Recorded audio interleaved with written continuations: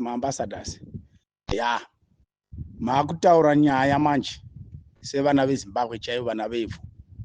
Maakutaura nhau inofanirwa kutaurwa navana veZimbabwe vari kurwadziwa nezvavari kuitwa namamumbwa namanyasarandi. Nhau iripo haizi nyaya yekuti ini ndiri pabasa, ini basa rangu, mhuri yangu inozofa nenzara. Aiwa kwete. Hatinetseki navo vanhu ava. Especially vanhu vane musoro wakauma ndeve namapassport nezvipemiti izvi. Ndo vatodanira operation Dhudhula. Tinotoziva kuti vese muZimbabwe wose une permit ane musoro unodziya. Unotorerwa Dhudhula, unotorerwa EFF. Munhu wese panze. Hazvina basa une permit, hazvina basa une passport iri valid. Izvo hazvishandi as long as uri mwana weZimbabwe. Tiri kukuda. Hatisi kunyengererana kana zuva rimwe. Tiri kukuda nokuti ndimi munozotinetsa futi. Nezvimadegree zvenyu zvamakaturika mudzimba muchiise mapassport tinosenza mabasa edu. Hakuna basa ronosenzera kunze kwenyika. Yende kumba unorwira nyika yako ugone kusevenza munyika yababa. Unobatei kunze. Ivavo vanhu ivavo vana mapassport ndo vatiri kutanga. Imwe jikerere yose mabhodha jamba hana basa hanetsi yawo. Anotorwadziwa anotoda nyika yawo. Vanhu vakanyanya kuipa maambassadors ndo vane mapermits, vane mapassport ari valid namapermits.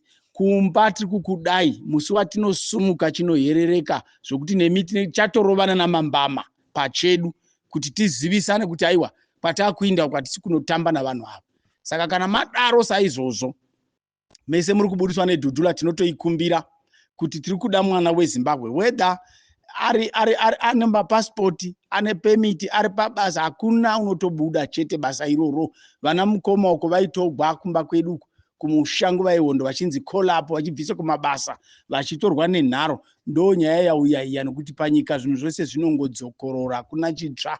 Saka ndizvo zvatouya zvadzokorora. Taakutangira patsva. Saka usazvinyengedza zvako uchiti ini ndakawana mukarati, ndakawana murungu ndogara kuCape Town, ndogara kuEastern Cape. Aiwa kunosvikika panyika baba.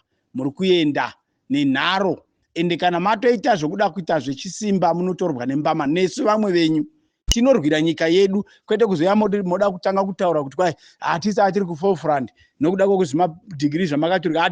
This time nyika haisi kuzotomwa nomunhu ane degree. This time nyika haisi kuzotomwa nomunhu akabva kuuniversity. Hatisi kuda. Ipapo taramba tiri kutoda dofo racho iroro ndo ratiri kuda ritonge nyika. Hatisi kuda zvese zvamunofungidzira izvi. Takakuonai tiri kufamba nemi. Tinemi murwendo urwu. Asi tiri kukudai paground mwana wese weZimbabwe. Mumapurazi meso kana kuri kuno kwangu kuLimpopo hapana penzingazivi. Ndotoziva kuti purazi rakati rina maZimbabwe mangani, purazi rakati rina maZimbabwe. Varume vese ndokokorodza vose tichitoenda pamurungu kunokumbira motombopuwa mambama kana unenge ada kuita nharo. Unongobuda chete iwewe wakadaro nenhumbi dzawakapfeka zvizhinji unondozviwanira kumberi. Kana wakasiya ukatenga zvinhu unozozviona wodzoka. Kana uno mukadzi achatakura achiendesa kumusha tonosangana ikoko. Ona Mandela vakagara mujeri 27 years vanga vasina vakadzi here. Saka wako unozoshamisa chi. Uye mukadzi wako ibanana unondoona rimwe banana mberi. Todzoka tichionana vana mai mujuru vaiva kuhondonana mujuruku vakazoonana nguva dzakasiyana wana. Kwewe unoshamisa chi wakoshei. Inda unorwira nyika yako kwete kuda kuvanda munyika dzavamwe. Kana une chimota kana une chinosara unondochiona mberi. Mota dzakazara dzavana vamunanga gwako. Mota dzakazara dzavanhu vezano apa. Mota dzakazara magaraji amungapedzi mapetro ariko munodira futi. Hatisi kuda kunzwa nhau yekuti ini ndine permit, ini ndiri pabasa. Akwete. Pano hatisi kunyengeredzana this time.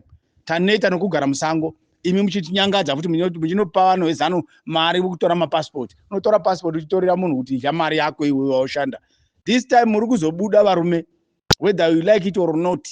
Muri kubudiswa chete munotoungana. Taakutanga kuenda. Hatisi kuda kugara tichitambudzwa isu namamumbwa.